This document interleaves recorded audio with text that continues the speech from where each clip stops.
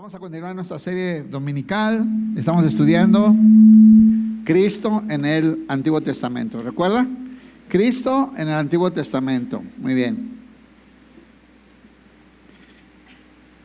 Y el día de hoy vamos a ver un personaje muy misterioso del Antiguo Testamento que es un tipo de Cristo. Inmediatamente vamos a ver en un pedacito, un poquitito, un texto muy cortito que hay, ¿verdad?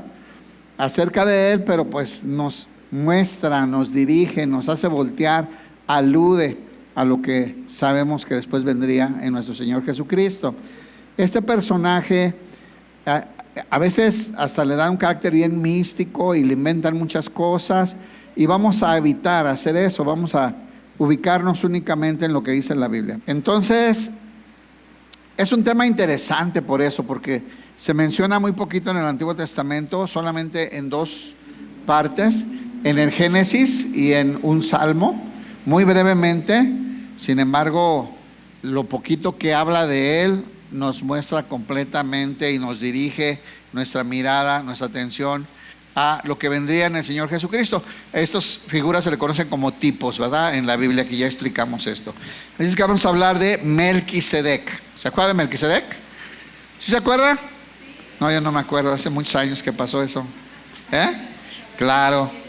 A los que no les gusta el tema del diezmo, ya les dolió el hígado, les está faltando el aire, no vamos a hablar de eso, despreocúpese. No es el tema, ni es una iglesia que pedimos diezmos, ni nos interesa eso. Así es que descanse, vuelva a respirar, porque son textos o temas que luego utilizan para hablar del diezmo, y los coditos hasta les duele el hígado y el codo, ¿no? Entonces, bueno, vamos a hablar de Melquisedec, un tipo de Cristo, es el tema del día de hoy. Génesis 14, 17. Muchas gracias al del cafecito, gracias.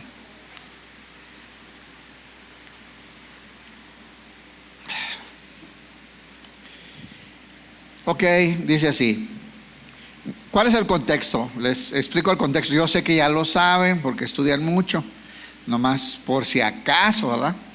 El contexto es que Lot se separa de Abraham, se va a vivir allá a Sodoma, ¿verdad? Porque allá hay negocio, allá hay dólares, ahí ya saben, la clásica. No le gustó acá lo árido y se fue a buscar triunfar y lograr éxito en la vida a una ciudad, a un territorio donde las cosas no estaban muy bien, pero a él se le hizo muy bueno para hacer negocio y juntar feria. De pronto unos reyes atacan Sodoma, ¿verdad? El que dirigía ahí era un rey que se llama Kedorlaomer, imagínense el nombrecito, Kedorlaomer, y van y le avisan a Abraham de que atacaron y secuestraron a su sobrino Lot con la familia y sus bienes y todo. Y Abraham organiza un ejército ahí, ¿verdad?, de su aldea, y van a pelear contra estos reyes, estos saqueadores, para liberar a Lot con su familia y recuperar los bienes. Sale victorioso, Dios le da la victoria, así es que regresa nuevamente con Lot liberado y con el despojo de la guerra, ¿verdad?, por la victoria que Dios le había dado. Ahí es donde comienza ahora lo que vamos a platicar. Génesis 14, 17 dice: cuando volvía de la derrota de Kedorlaomer y de los reyes que con él estaban, salió el rey de Sodoma a recibirlo al valle de Sabe, que es el valle del rey. Mejor si apáguenlo, ¿no? Porque no. Gracias, don. Que es el valle del rey. Ponga atención. Aquí llega Melquisedec. Dice: entonces Melquisedec, rey de Salem y sacerdote del Dios Altísimo, sacó pan y vino y le bendijo, diciendo: bendito sea Abraham del Dios Altísimo, creador de los cielos y de la tierra. Bendito sea el Dios Altísimo que entregó tus enemigos en tu mano. Y le dio a Abraham los diezmos de todo. Bien, vamos a leerlo acá. Regrésale una. Dice, y Melquisedec, rey de Salem y sacerdote del Dios Altísimo, le llevó pan y vino a Abraham. Melquisedec bendijo a Abraham con la siguiente bendición: bendito sea Abraham por Dios Altísimo, creador de los cielos y la tierra. Y bendito sea Dios Altísimo que derrotó a tus enemigos por ti. Luego Abraham dio a Melquisedec una 10ª de todos los bienes que había recuperado. Bueno, así de poquitito es lo que dice la Biblia de Melquisedec en el Antiguo Testamento. Hay otra referencia que ahorita vamos a ver en un salmo y ya, no se habla más de Melquisedec. Pero vean qué rico texto, ¿no? O sea, todo lo que dice palabra por palabra nos hace mirar a Jesús, al ministerio de Jesús, a lo que vendría en Jesús, a lo que representa, y características muy especiales acerca del sacerdocio, que es el tema que después Hebreos, cuando explica acerca de Melquisedec, abunda, ¿verdad? Hablando acerca de el sacerdocio en Cristo, el sacerdocio de Jesús, que es según el orden de Melquisedec, donde ahí se une esto. Así que vamos a comenzar a revisar, hermano. ¿Me acompaña a orar? Ore porque me alcance la voz, ¿sabes? También. Ya gracias a Dios ya podemos, pero pues ya que está limitadita. Vamos orando. Padre, en el nombre de tu Hijo Jesús, te damos gracias, Señor, por esta mañana hermosa, por este lugar donde con libertad podemos venir a alabarte, a bendecirte, a adorarte. Gracias por tu palabra, Señor, que es espíritu y es vida, por la cruz de tu Hijo, con la cual nos compraste para ti. Háblanos, Señor, necesitamos tu instrucción, tu guía. Señor, dame las capacidades para hacerlo, por tu gracia. En el nombre de tu Hijo Jesús, amén. Dice entonces Melquisedec significa rey de justicia. Melech en hebreo es rey. Por eso muchos cantos que a veces ven que utilizan esta palabra, ¿verdad? Cuando hablan de alabanzas al rey, pues porque Melech significa rey. Y significa la palabra completa rey de justicia. Dice Melquisedec significa rey de justicia. Ya lo vamos a ver después. Y dice rey de Salem. Entonces estamos hablando de un rey, ¿cierto? Y dice, y sacerdote del Dios Altísimo. Entonces ponga mucha atención. Este texto tan cortito nos alumbra muchísimo, hermanos, muchísimo acerca del ministerio de Jesús. Muchísimo. Primer cosa, aquí es la primera vez que se menciona un sacerdote en el Antiguo Testamento. La primera vez que en la Biblia aparece un sacerdote es Melquisedec. Primer dato importante, ¿no? Que es alguien que ya estaba preparado para esto. Pero lo que tenemos que ver ahorita es que la función del sacerdote es de un mediador, ¿cierto? Es un mediador, es un puente, es una conexión. Por eso en el latín cuando decimos pontífice, ¿verdad? El pontífice es un puente, hermano. Entonces un sacerdote es alguien que conecta a Dios con el hombre, que está mediando entre Dios y el hombre. Ese es un sacerdote, es un mediador, ¿ok? Entonces es el primero que vemos aquí en la Biblia que aparece un hombre con esta función de mediar, de interceder y de unirnos para con Dios. Se llama Melquisedec. Melquisedec significa rey de justicia y rey de Salem. Este Melquisedec, su nombre significa rey de justicia y es rey de Salem. A ver, Salem viene de la palabra shalom también, de la misma raíz. ¿Qué significa?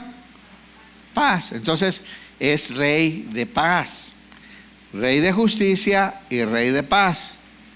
¿A quién se le dan estos atributos desde el Antiguo Testamento? Al Mesías, hermano, ¿verdad? Que va a ser rey de justicia y va a ser rey de paz, y su reinado durará para siempre.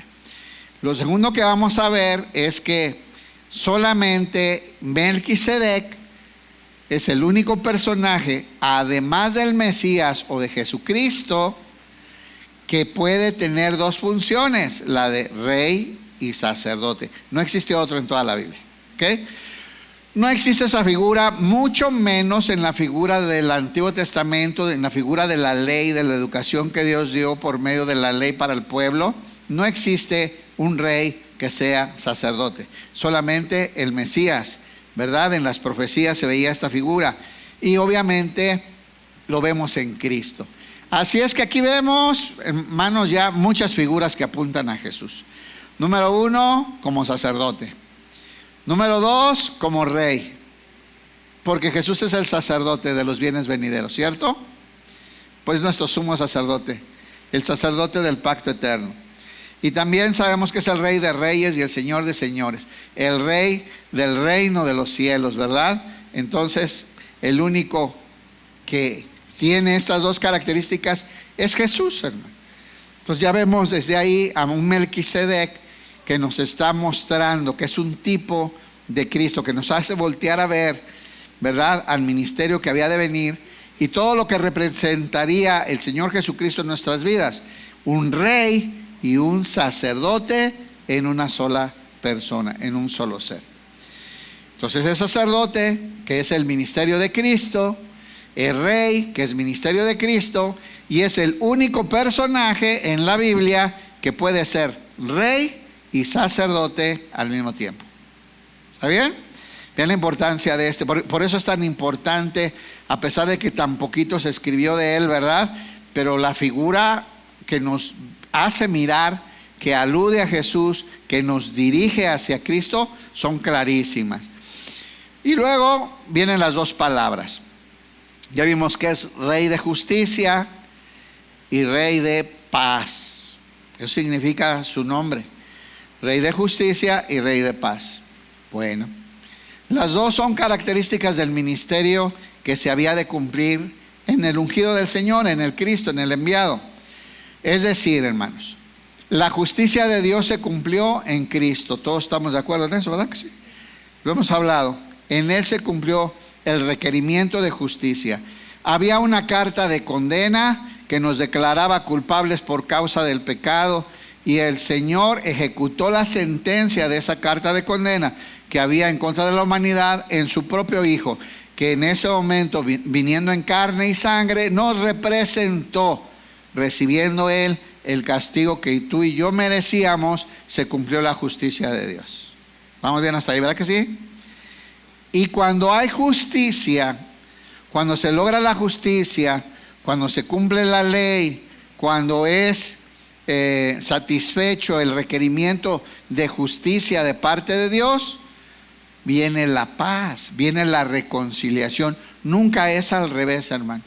Y aquí viene algo que nos debe de ministrar el día de hoy. ¿Cuál es el fracaso? ¿Cuál es el fracaso de la sociedad? Es invertir estas cosas. Cuando queremos paz sin que haya justicia, es una falacia. Eso no existe. Y si usted pone mucha atención, si usted lee la Biblia, regularmente cuando viene justicia y paz, siempre viene justicia primero. No hay paz sin justicia.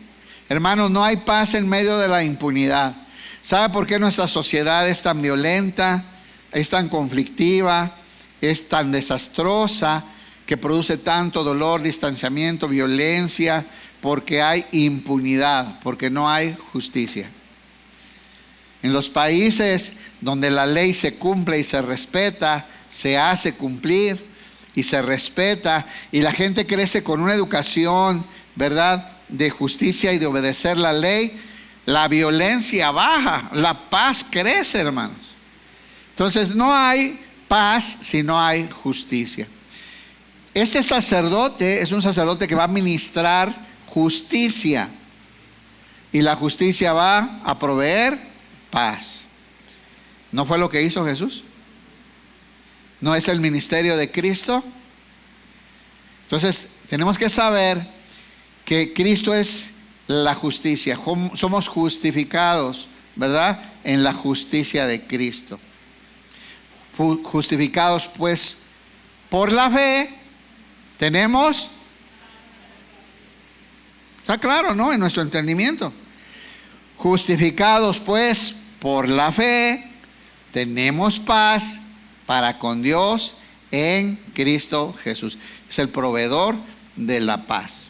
Ninguna condenación hay para los que están en Cristo Jesús. Ahí hay paz, ahí hay reconciliación. Ahí volvemos a la amistad con Dios, porque éramos enemistad. ¿Qué tuvo que haber para esa paz? Tuvo que haber justicia.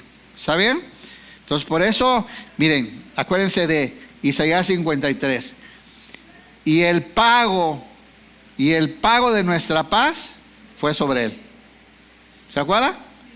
El precio, lo que costó nuestra paz, lo que costó nuestra reconciliación con Dios, ese precio es un precio de justicia. ¿Sobre quién cayó? Sobre Cristo.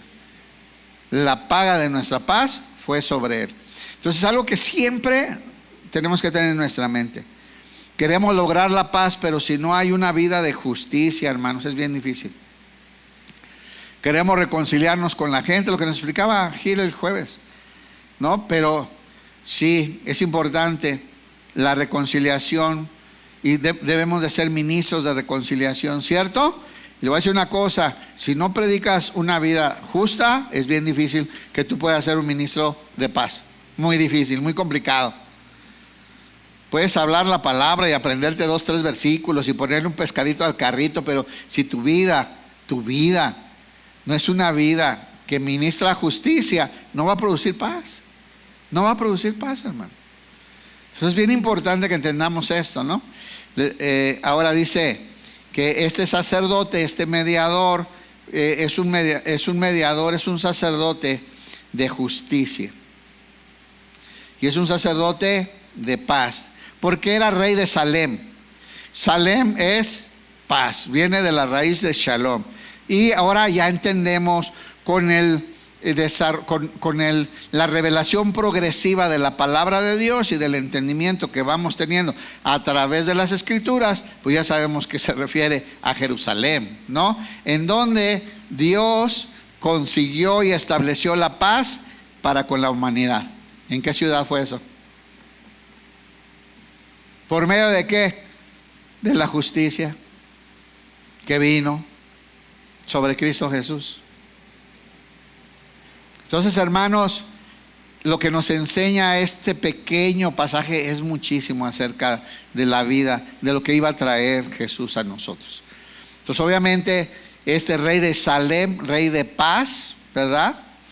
Esta paz se llevó a cabo y se consiguió la paz de Dios con el hombre en Jerusalén, cuando la justicia de Dios se manifestó y cayó la ira de Dios contra el pecado de la humanidad sobre su propio Hijo, que nos estaba representando en este momento. Así es que, hermanos, pues así se estableció la paz. Este rey de justicia que es Cristo y este rey de paz que es Cristo consigue la justicia en ese acto maravilloso de la cruz. Y este Melquisedec solo un sacerdote que ministraba y que nos alumbraba y que nos abría el entendimiento de esas cosas que habían de venir. Y luego dice, rey de Salem, sacerdote del Dios Altísimo. ¿A qué sacerdote representa Melquisedec?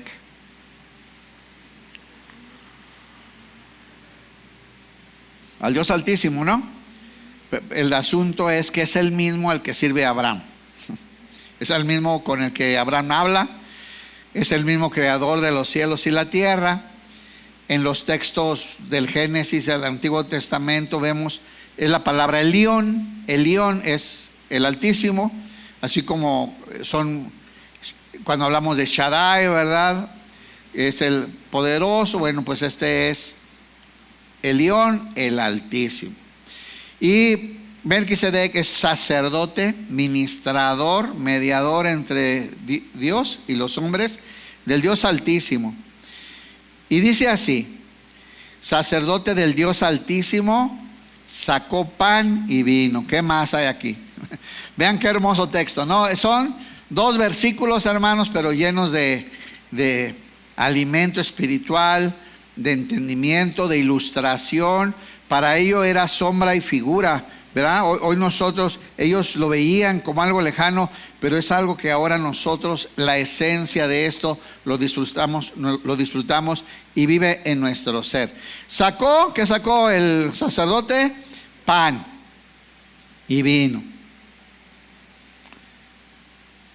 ¿Y qué simboliza el pan? Otra figura más. No, esto es un filete, hermano. O sea, no hay palabra. O sea, ¿qué es el pan? El pan simboliza el alimento de Dios, ¿verdad? La provisión de Dios. El pan simboliza también el alimento espiritual, la palabra de Dios. El pan, hermanos, también simboliza el cuerpo de Jesús que fue partido para ser comido. Decía Jesús en Juan 6, el que come mi carne, ¿verdad? Él tiene verdadera comida. Esta realmente es comida. Sus antepasados comieron del maná en el desierto y se murieron. Sus antepasados comieron del maná y se murieron. Yo soy el verdadero pan del cielo, dice. Eso era una sombra y figura, el maná. Por supuesto que apuntaba, ¿verdad? Pero el verdadero pan del cielo es Cristo. ¿Y qué significa que es el verdadero pan del cielo, hermano? El verdadero alimento, la verdadera respuesta de Dios. ¿Cuál es la palabra mejor? Que yo no creo que es una mejor para ver qué es el pan. Pues provisión. O sea, ¿qué es el pan de vida? Es la provisión de Dios para todas las necesidades del ser humano. Repito, ¿qué es el pan de vida? ¿Qué representa el pan de vida? ¿Qué es Jesús, hermano? La respuesta de Dios y la provisión de Dios para todas las necesidades del ser humano. La provisión es Cristo, Él es el pan de vida. Espiritualmente por medio de su palabra y en esencia por medio de la vida de Cristo, que ahora nos acerca a la plenitud de la que nos estaban ministrando, ¿verdad? Él es el verdadero alimento. El que coma de mí no tendrá más hambre. Este tiene verdadera comida. Este es pan de vida, pan que da vida eterna. Así es que bueno, pues ahí está el pan. Por eso la palabra nos dice, no solo de pan vivirá el hombre, sino de toda la palabra que sale de la boca de Dios. Es decir, no solamente del pan físico, sino del pan espiritual que descendió del cielo, que es la palabra de Dios. Y la palabra es Jesús. ¿Sí sabía o no sabía? Y la palabra es Cristo. Ya existía la palabra, ¿verdad? Y la palabra estaba con Dios y la palabra era Dios. Y la palabra se encarnó y vimos su gloria.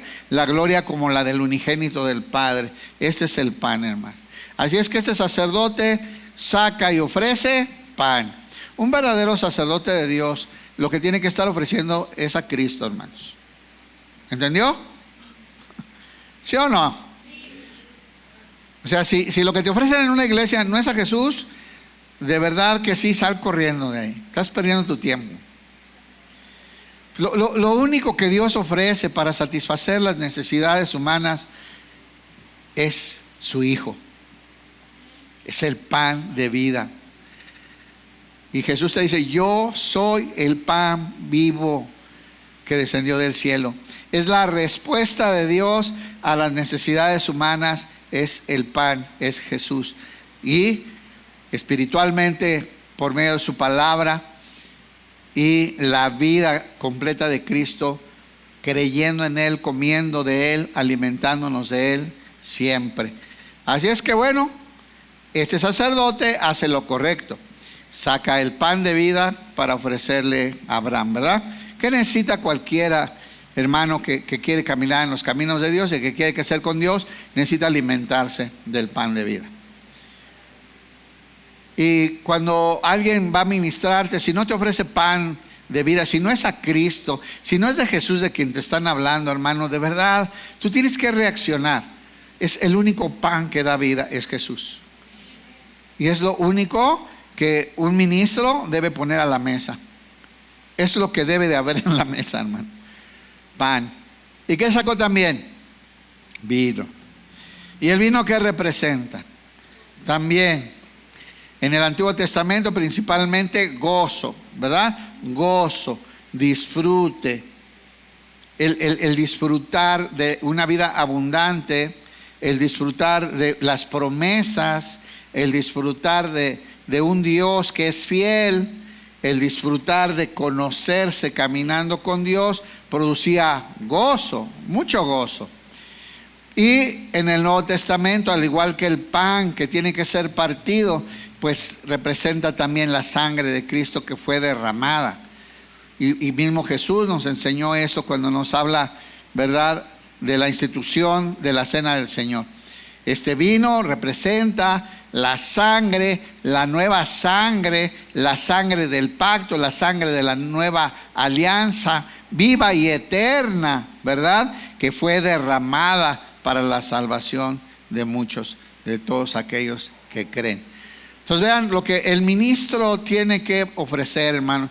Si tú vas a una iglesia y no están ofreciendo este pan, que es Cristo, y si no están ofreciendo este vino, que es la sangre de Cristo, que es el precio, la redención, que nos va a llevar y nos va a trasladar de las tinieblas a la luz para una vida de gozo, no es un lugar donde tú tienes que estar sentado recibiendo, ¿no? Mejor ven aquí, duérmete como lo estás haciendo ahorita. Pero hermano, pero te están hablando la verdad, ¿no?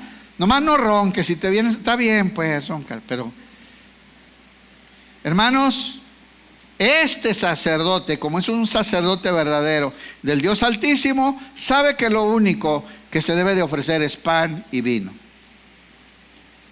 A Jesús y a este crucificado, decía Pablo, ¿se acuerdan? Yo me propuse no saber otra cosa sino de Cristo y este crucificado. ¿Qué ofrecía? Pan y vino, hermano. ¿Qué estaba ofreciendo? Pan y vino, hermanos, ¿no? Tanto el alimento que realmente nos va a dar una vida nueva, como el gozo y la plenitud de saber que fuimos comprados para la gloria eterna. Esa es la ministración que debe de haber cuando hay un ministro que es del Dios Altísimo. Porque aquí sería entonces la pregunta: ¿cuántas veces recapacitamos si realmente es un ministro del Dios Altísimo el que me está ministrando? ¿Cuántas veces recapacitamos? Porque si hubiéramos pensado ese, no le hubieras soltado las escrituras a ese apóstol, ni hubieras sembrado tu camioneta, ni hubieras pactado con Dios en enlace, ni nada. Porque, hermano, revisa que sea un sacerdote del Dios Altísimo. Claro, estamos hablando de una sombra y figura de el único sacerdote verdadero y perfecto, que es Cristo, ¿verdad? Porque es sombra y figura. Es sombra y figura. Pero, hermanos, sí tenemos que entender cómo ese era un sacerdote del Dios Altísimo, ministraba para él. ¿Y qué ofrecía? Pan y vino. Y cualquier otra cosa, hermano, que no te digan y no te cuenten. Tú necesitas pan, paz y vino. Pan y vino, perdón. ¿Sale? Bueno, paz también, ¿no? Y café. Y café. Sin café es imposible agradar a Dios.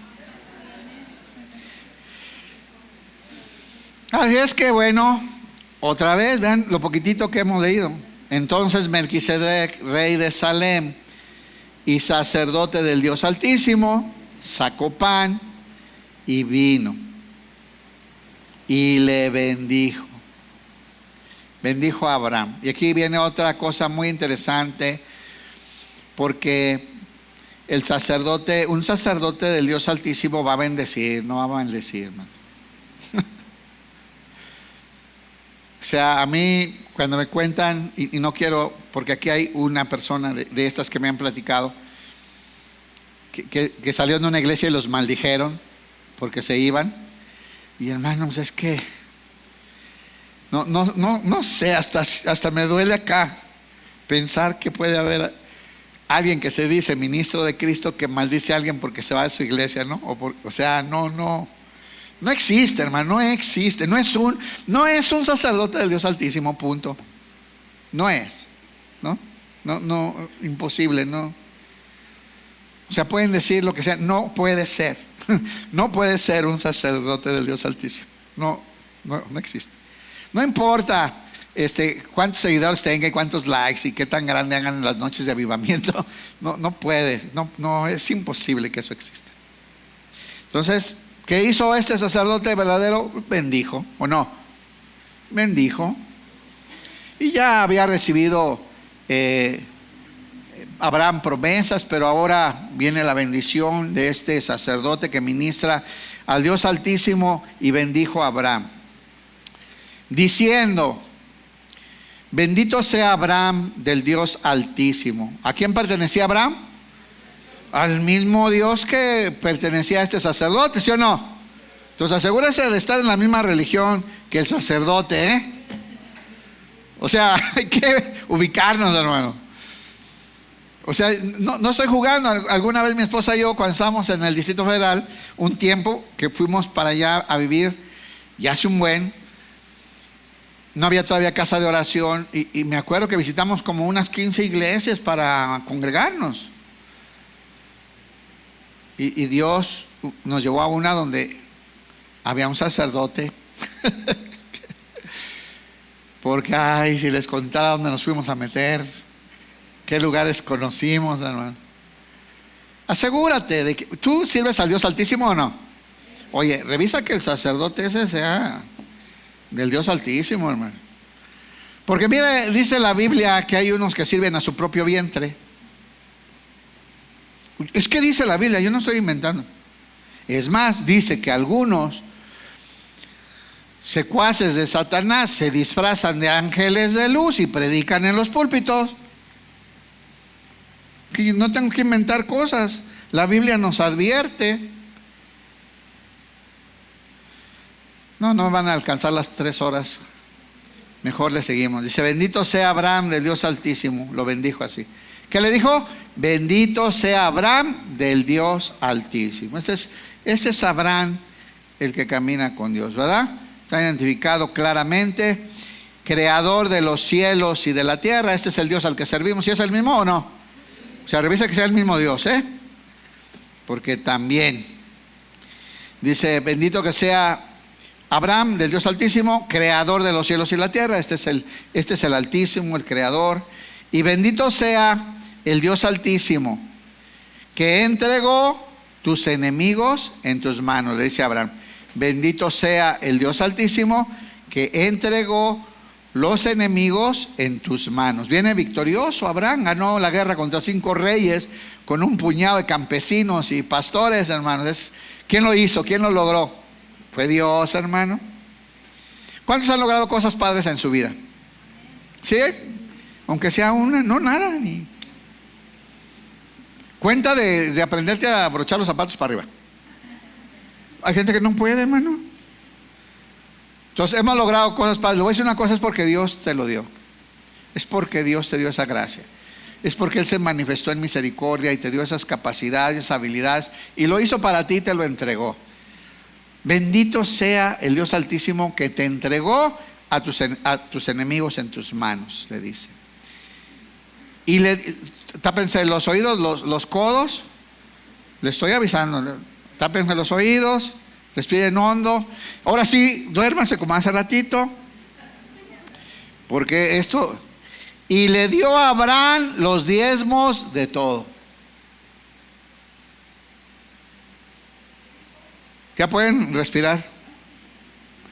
Y le dio a Abraham los diezmos de todo. Este tema de los diezmos, hasta los que nunca estudian, hasta se hacen teólogos para demostrar que no tienen que diezmar, ¿no?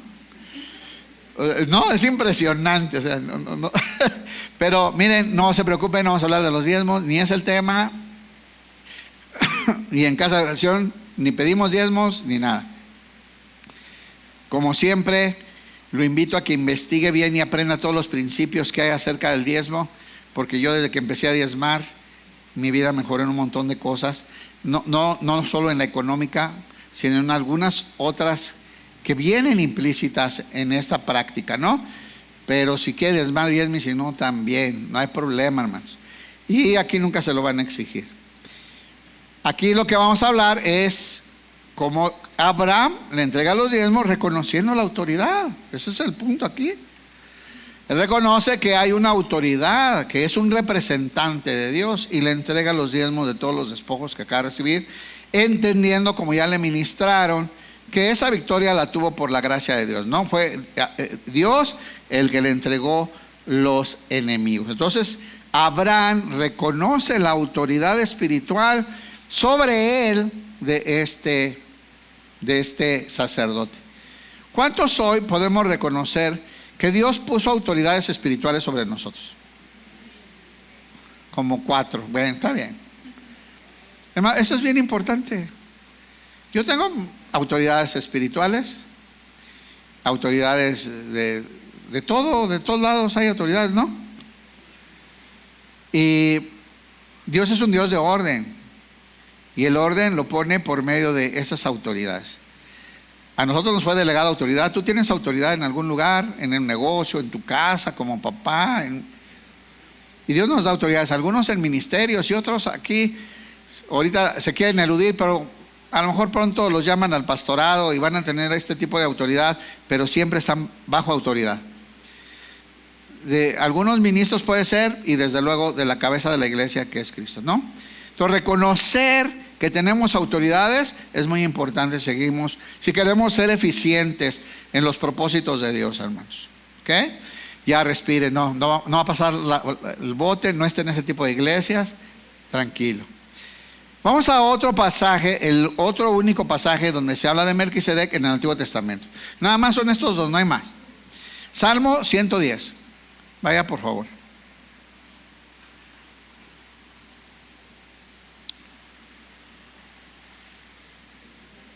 Bueno, un salmo mesiánico por excelencia y famoso, ¿no? Por las frases que utiliza, que nos hacen mirar nuevamente, son tipos nos dirigen hacia Jesús, para que en el Nuevo Testamento, ya con la revelación, la iluminación del Espíritu Santo, pues entendemos estas profundidades, ¿no? Dice así, Salmo 110, verso 1 al 4, se lo leo en la Reina Valera. Dice así: Jehová dijo a mi Señor. ¿Quién? Jehová le dijo a su Señor. Entonces, desde aquí ya es profundo el salmo, ¿no? Dijo el Señor a mi Señor, dicen otras versiones, ¿no? Dijo el Señor a mi Señor. Acá dice el Señor, nueva traducción viviente. El Señor le dijo a mi Señor: siéntate en el lugar de honor a mi derecha. El Señor le dijo a mi Señor. Aquí estamos hablando, mire, Señor es Dios, ¿ok? Y bueno, el Padre le dijo al Hijo: siéntate a mi derecha, en el lugar de honor. Y David lo ve. No sé si David comprendía todo, porque fue un profeta, un visionario que vio cosas adelantadas, pero aquí nosotros podemos ver claramente esta figura de la autoridad del Padre sobre el Hijo, ¿verdad? Y vamos a verlo más adelante, cómo él mismo le da el sacerdocio eterno. Y dice aquí, Jehová dijo a mi Señor: siéntate a mi diestra, hasta que ponga a tus enemigos por estrado de tus pies. Jehová enviará desde Sión. ¿Dónde es Sión? Jerusalén. La vara de tu poder. Estamos hablando de un poderoso, de alguien que va a gobernar. Domina en medio de tus enemigos. Tu pueblo se te ofrecerá voluntariamente en el día de tu poder. Está hablando de un rey, ¿cierto?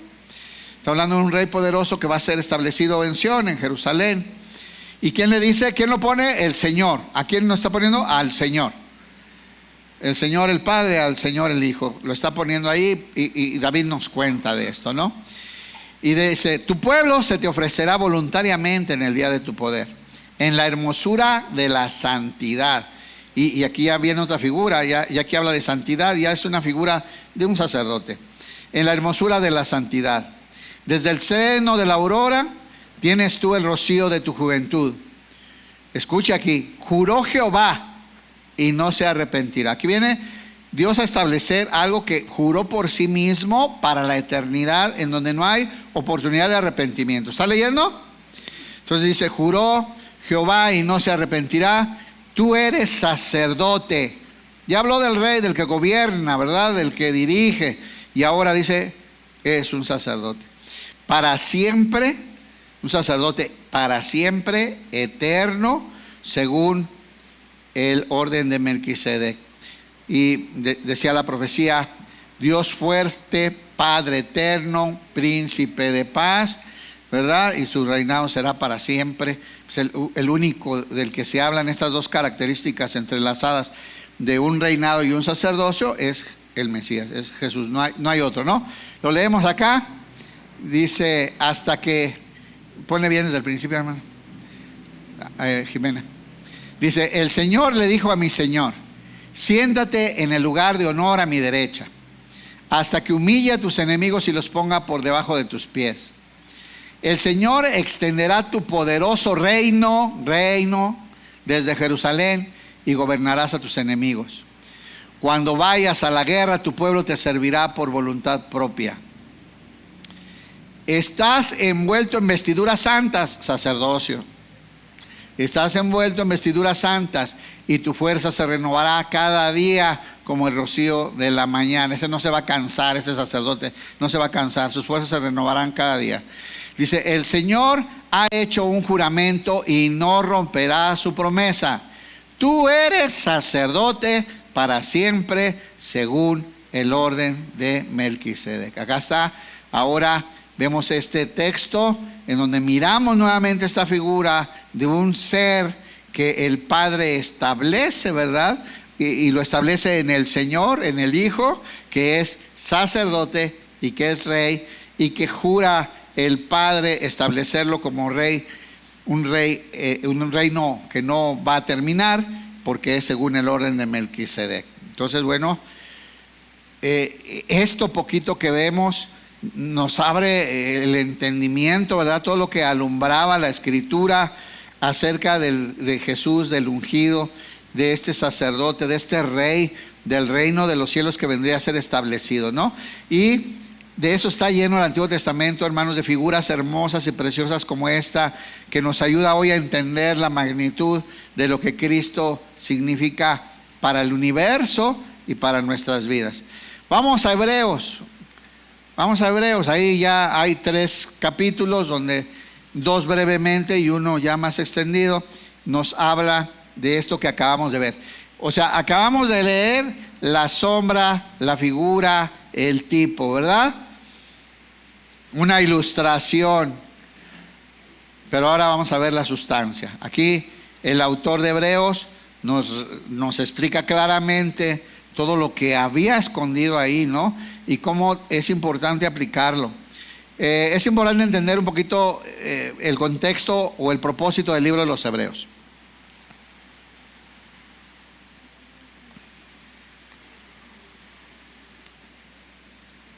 Dice así, Hebreos 5, del 1 al 7.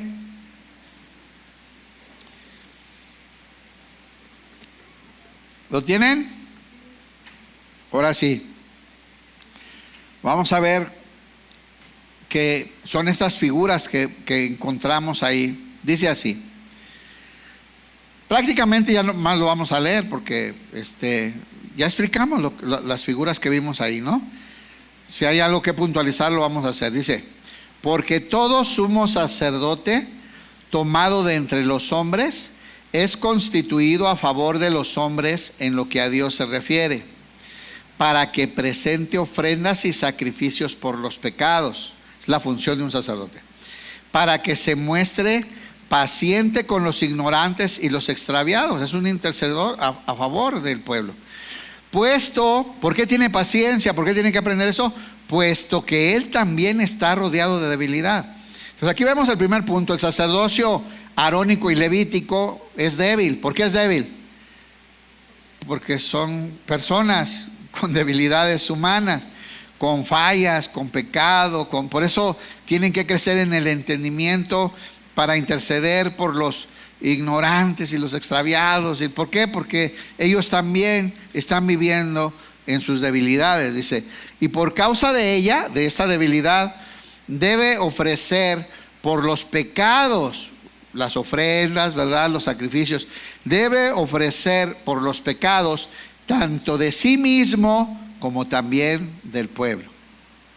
Entonces, estos sacerdotes, como eran débiles, fallaban, pecaban, se equivocaban, también tenían que ministrar sacrificios por sus propios pecados y también por pecados a favor del pueblo, porque es un sacerdocio en las limitaciones y en la debilidad humana.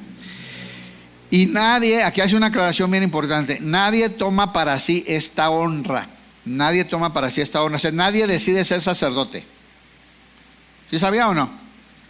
Cuando dice, no, yo decidí, yo puse mi iglesia, porque con la herencia de mi mamá, y yo, no, tú no puedes. Es algo que Dios designa, hermanos. Es algo que Dios designa. Cada día me queda más claro.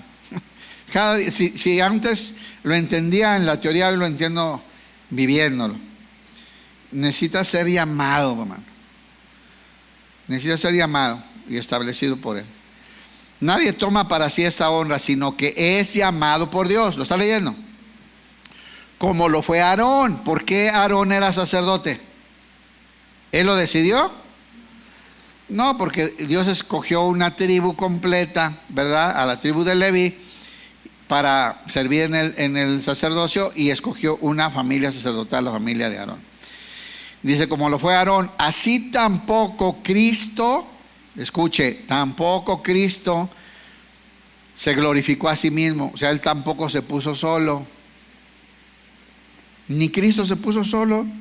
Tenemos que aprender, ¿no? Yo le aseguro, nada más de este hermoso pueblo cosmopolita y moderno en el que vivimos, segurito conoce un pastor que nadie lo puso. Segurito, hermano. No haga eso, ya están. No, varios. No. Esto es una tristeza lamentable, hermano. Pero es así, ¿no? No nos pareció esto, nos juntamos 3 familias y ponemos una, ¿no? Otro changarro. Y bueno, por eso está la iglesia como está, entre otras cosas, ¿no? Dice, ni Cristo se puso solo. Cristo, hermano. O sea, ni Él tampoco, no decidió Él. Dios lo puso. Así tampoco Cristo, que se glorificó a sí mismo haciéndose sumo sacerdote, sino que el que le dijo, alguien lo puso. ¿Qué le dijo? Tú eres mi hijo, yo te he engendrado hoy. Como también dice en otro lugar, el que leímos, tú eres sacerdote para siempre, según el orden de Melquisedec. Entonces, un sacerdocio que Dios estableció, el Padre estableció en su Hijo. Y es un sacerdote según el orden de Melquisedec, y aquí es donde vamos a ver estas características que ya vimos aplicadas al sacerdocio del nuevo pacto en Cristo Jesús. Escuche, dice, y Cristo en los días de su carne,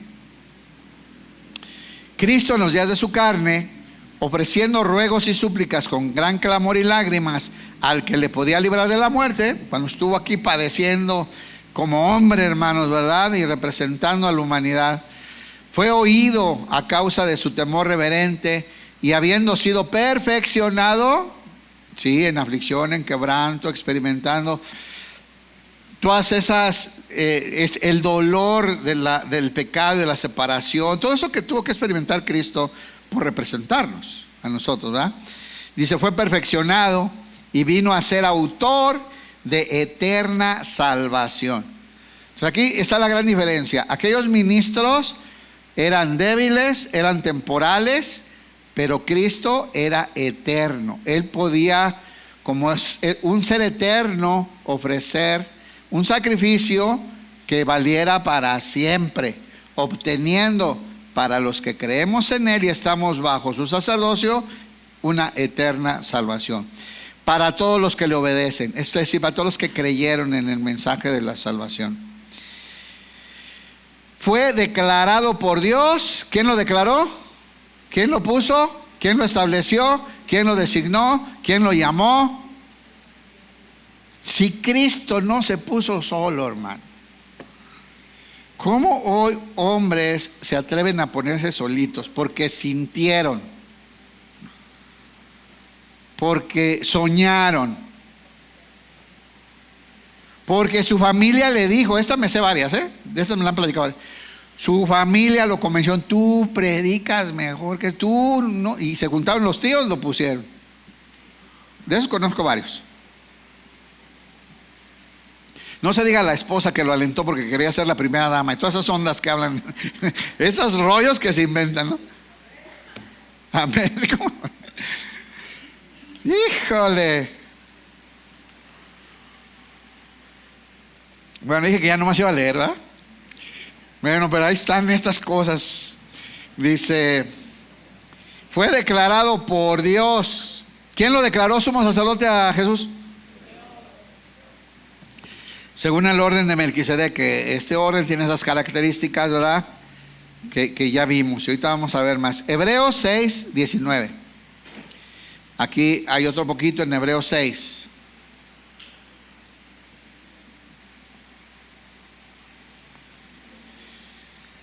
Y yo sé que ahorita dicen, no, pero Él ya es Dios y Él es, sí, pero Dios y la Trinidad funciona en perfecto orden.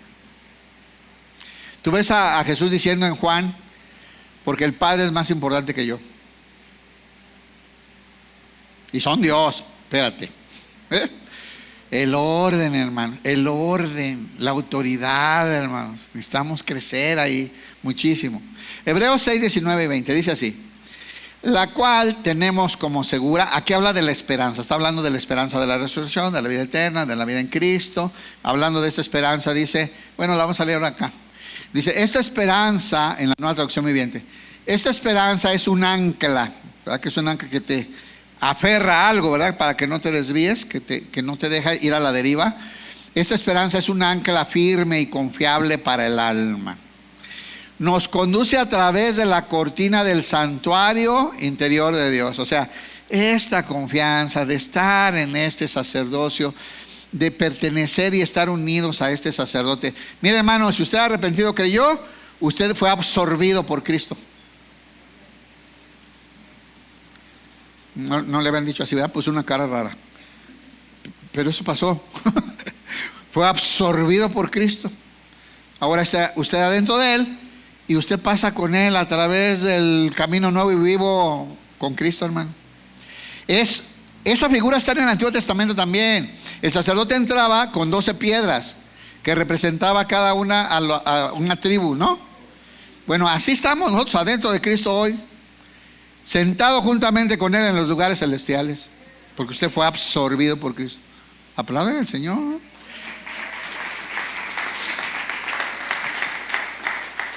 Y Jesús ya entró allí por nosotros. Él ha llegado a ser nuestro eterno sumo sacerdote.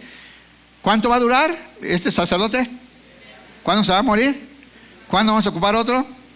¿Se imagina usted ahí en el cónclave esperando que salga fuego de la chimenea?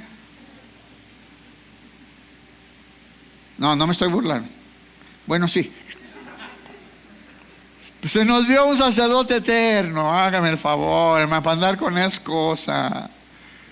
Y ahora a ver cuánto nos dura este otro. El otro ni aguanto. Ya hubo uno que renunció. Bueno, no. Porque son sacerdotes con debilidades humanas, ¿sí o no? Establecidos por instituciones y tradiciones de hombres, no viene de Dios eso. Dice, Él ha llegado a ser nuestro eterno sumo sacerdote según el orden de Melquisedec. Otra vez, es que son características especiales de estar en el orden de Melquisedec. Ahorita las vamos a ver. Dice Hebreos 7, del 1 al 17. Ahora sí, ya si se duerme alguien, pellízquelo porque Pues esto es lo que tenemos que aprender. Ya vimos la sombra y la figura, pero esta es la esencia. Esa es la realidad de lo que hay en Cristo. Le estaba yo y se me fue la onda. Le iba a platicar. El objetivo de Hebreos es mostrarnos la superioridad de Cristo y del nuevo pacto con respecto a todo lo que había quedado atrás. De eso se trata el libro de Hebreos. O sea, Cristo es superior a Abraham, Cristo es superior a Moisés, Cristo es superior a Josué, Cristo es superior a la ley, Cristo es superior al sacerdocio arónico. ¿A qué más? A los ángeles. De eso se trata el libro de Hebreos, ¿no? A todo es superior completamente y nos habla como al ser esto superior, muy superior, no un poquito superior, muy superior, el anterior pacto fue anulado y fue desechado y quedó obsoleto. Entonces, para esos que hoy se quieren hacer judíos, por el amor de Dios, recapacite, póngase una máquina de toques, haga algo, ¿no? Es lo peor. Miren, de todas las herejías, esa se me hace la peor. ¿Sabe por qué se me hace la peor? Porque de esa hay toda la información en la Biblia del error garrafal. O sea, Pablo decía: Gálatas insensatos, ¿cómo van a regresar a la ley estando en la gracia? ¿Qué les pasa? ¿Quién los embrujó? ¿A poco ustedes recibieron la vida de Dios y el Espíritu Santo por cumplir la ley? Nunca. Fue por creer con fe en Cristo, ¿o no? Entonces, ay, hermanos, necesitamos tener cuidado. Esa es de las peores herejías que hay.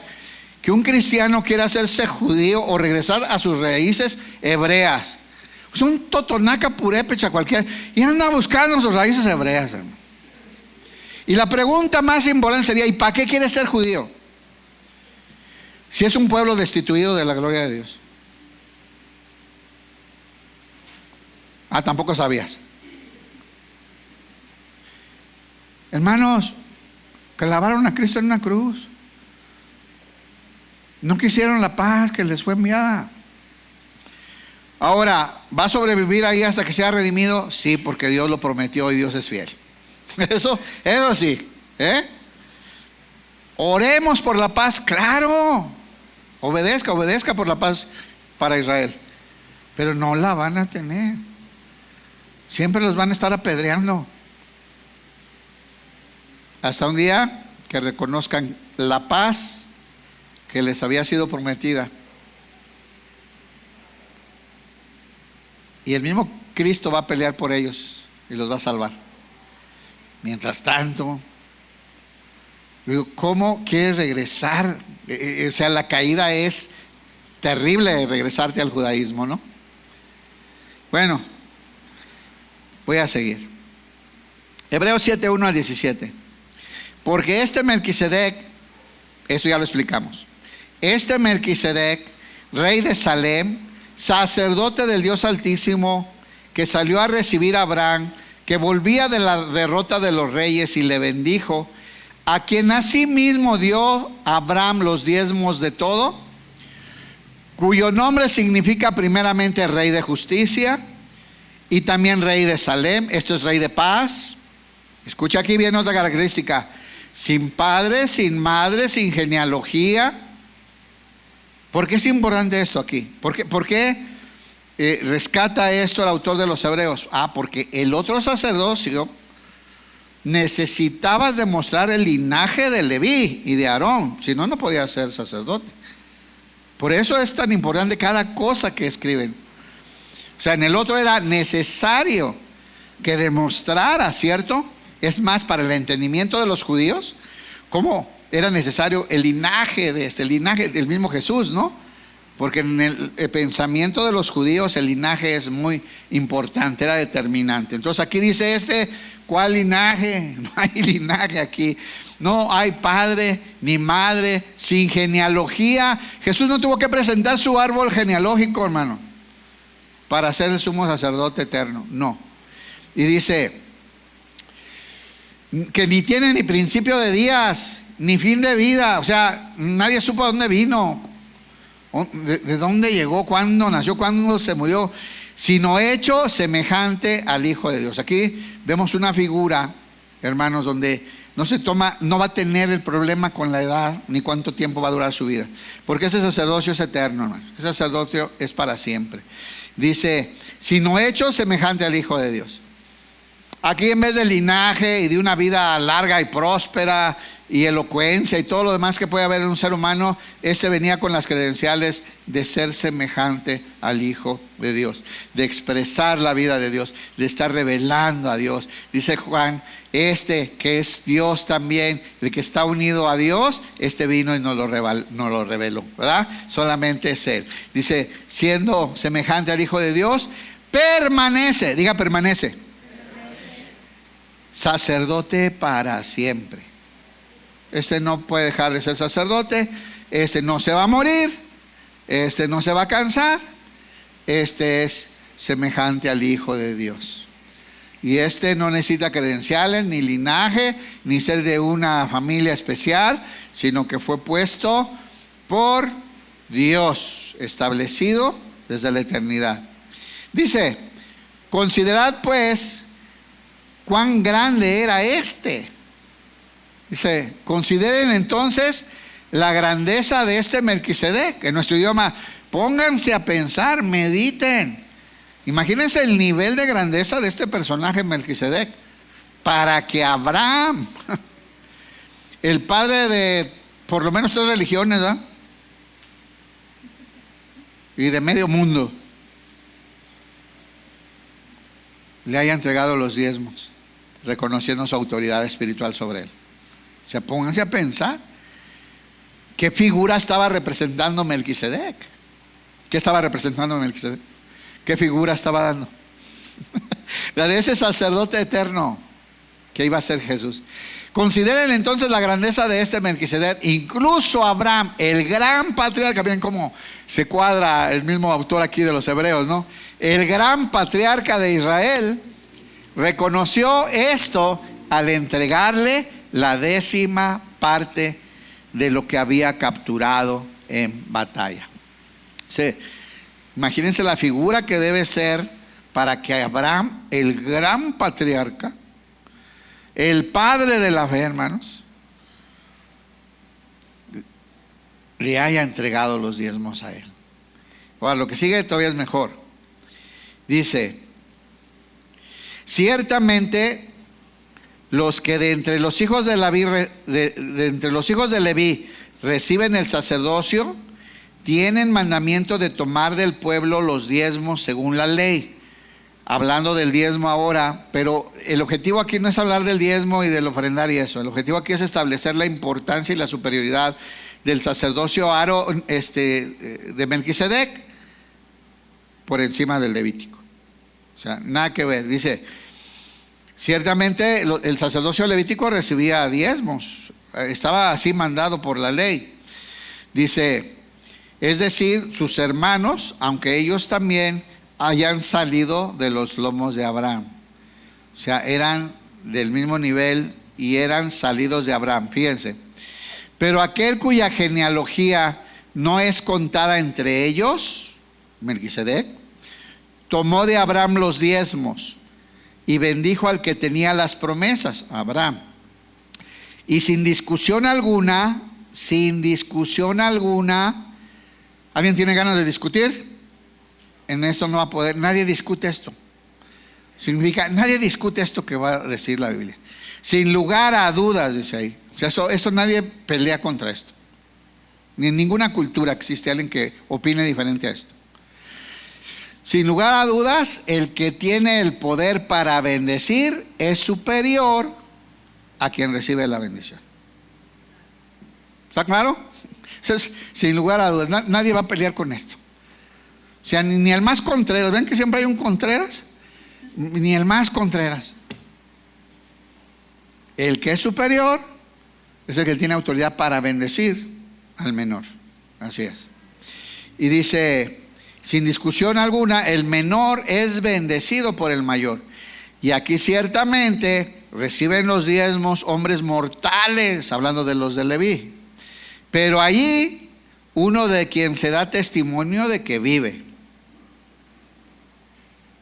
Si estamos hablando ahí de alguien que no tuvo tiempo ni de venida ni de llegada, está dando una imagen, una figura de eternidad, alumbrando a Cristo.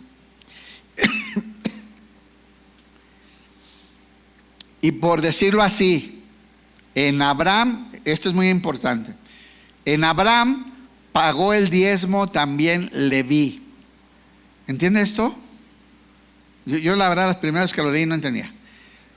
En Abraham, cuando Abraham le pagó los diezmos a Melquisedec, en el mismo Abraham, Leví pagó los diezmos a Melquisedec. ¿Por qué? Porque Leví vendría descendiente de Abraham. Dice, estaba todavía en sus lomos, ¿no? Es su nieto ahí. Entonces, todo el sacerdocio arónico, levítico, queda muy por debajo de autoridad del sacerdocio según el orden de Melquisedec. Eso es lo que está explicando ahí, en palabras más normales, ¿ok? Así es que en Abraham, Leví le pagó los diezmos a Melquisedec. ¿Así es? Dice, cuando Melquisedec salió al encuentro. Si pues la perfección fuera por el sacerdocio levítico, aquí ya viene otro punto, aquí nomás lo voy a leer, le explico lo que significa. Si el sacerdocio levítico hubiera sido perfecto, seguiría hasta hoy, ¿no? Si este sistema de sacerdocio fuera bueno, perfecto, sin fallas, sin necesidad de mejorar, pues fuera perfecto y seguiría existiendo. Pero no, fue desechado, quedó obsoleto cuando vino un sacerdocio superior y fue necesario una nueva ley. Eso dice, se lo leo. Si pues la perfección fuera por el sacerdocio levítico, porque bajo Leví recibió el pueblo la ley, ¿qué necesidad habría aún de que se levantase otro sacerdote? ¿Para qué? Si funcionaría eso perfecto. Dice, según el orden de Melquisedec, y que no fuese llamado según el orden de Aarón, pues, ¿qué necesidad de otro sacerdote? Porque cambiando el sacerdocio, o sea, porque hay un problema. Si cambiamos el tipo de sacerdocio de uno terrenal y humano a uno espiritual y eterno, va a cambiar la ley. O sea, va a cambiar todo el sistema de adoración. ¿Entendemos? Eso es lo que está aludiendo aquí. Dice, porque cambiando el sacerdocio es necesario que haya también un cambio en la ley. Y aquel de quien se dice esto es de otra tribu, de la cual nadie sirvió en el altar. Jesús era de otra tribu que no tenía que ver nada con los levitas, ¿cierto? Venían de otra. Entonces, cambiando hasta de linaje, de todo lo que significaba ese cambio sacerdotal, implica un cambio completo de ley, de pacto, de acuerdos. Dice, porque manifiesto es que nuestro Señor vino de la tribu de Judá, de la cual nada habló Moisés tocante al sacerdocio. No era una tribu de sacerdotes. Y esto es aún más manifiesto.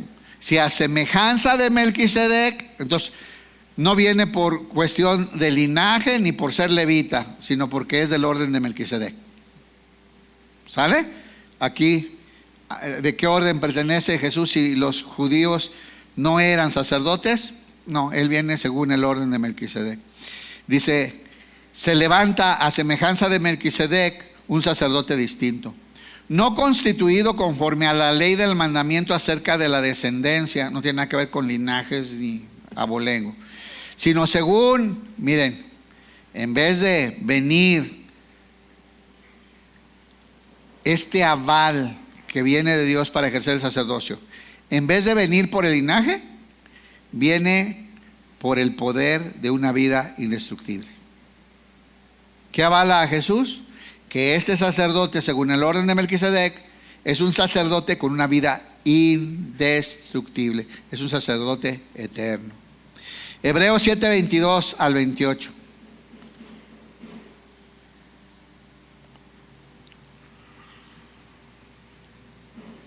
Pueden ir pasando, chavos. Hebreos 7, 22. ¿Listos? Ya entendimos todo, hermanos. Y ahora aquí va a apuntalar un poquito más el autor de Hebreos. Y vemos la gran figura de este Melquisedec. Nos alumbra a Cristo, ¿verdad? En muchísimas cosas. Dice, por tanto Jesús es hecho fiador de un mejor pacto. Diga, mejor pacto. A ver, ¿qué es mejor? ¿El antiguo pacto o el mejor pacto? Lo acabamos de leer, ¿qué pues? Por tanto Jesús es hecho fiador de un mejor pacto. Hermano, y si te regresas al judaísmo,